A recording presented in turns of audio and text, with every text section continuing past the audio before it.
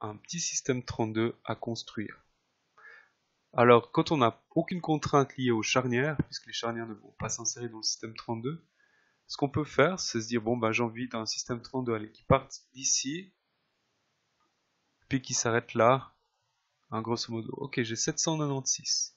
Après, je prends la calculette. 797, si j'arrondis, divisé par 32, ça me fait presque 25. Je peux mettre 25 fois 32, je serai proche de cette mesure que j'ai tracée, que j'ai déterminée. Donc 25 fois 32, 800. Alors là, ce que je peux faire, je peux tracer une petite droite. Je peux déjà la mettre à 37 plus 20, donc 57. Et cette droite fait 800. Le système 32 est en général placé à 37 du bord de la caisse. Mais là, on a des faces qui sont encastrées. Donc on va rajouter en général l'épaisseur de la porte, de la face. En l'occurrence ici 20. C'est pour ça qu'on passe à 57. Donc voilà la longueur de mon système 32. Maintenant, il n'y a plus qu'à centrer ce système 32. Donc je prends son centre.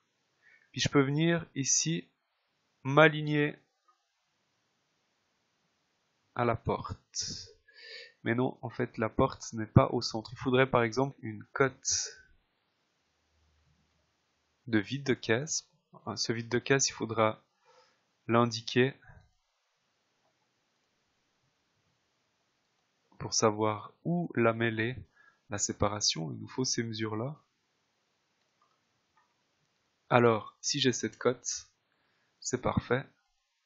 Je peux venir repérer le centre de cette cote. Clac, je me remets à 57. Et puis là, il n'y a plus qu'à prendre la commande 4. Un petit perçage, un petit perçage.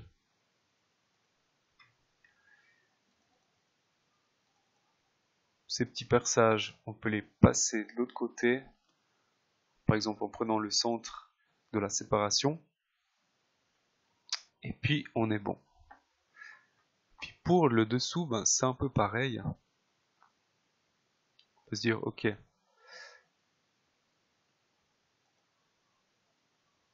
pour garder mon panneau embuté sur la machine, si je fais partir mon système 32 inférieur environ depuis ce point, il faudrait qu'ici, j'ai un multiple de 32. 287, si j'arrondis, divisé par 32, ça me fait environ 9 fois 32. Alors, 9 fois 32, 288.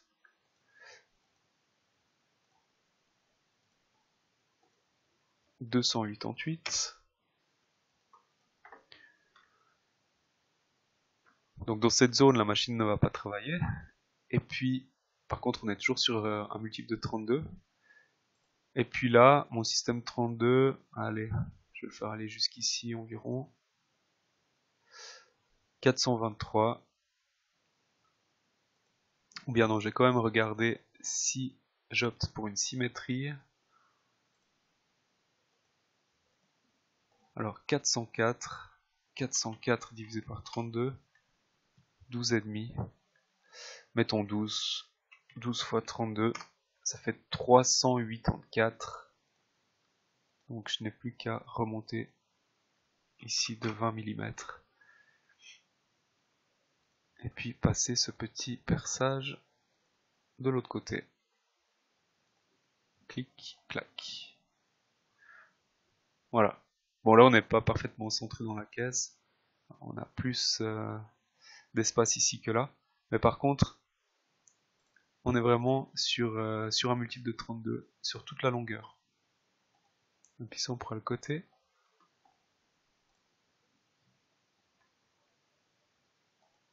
Avec un départ. Alors là, pour les accrochages aux objets, il faut remettre perpendiculaire pour pas être gêné.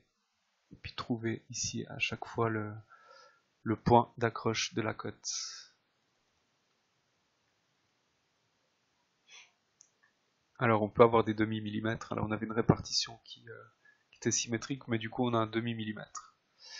Et puis 800, on a dit que c'était 25 fois 32 est égal à 800. Et puis les 384, c'était 12 fois 32.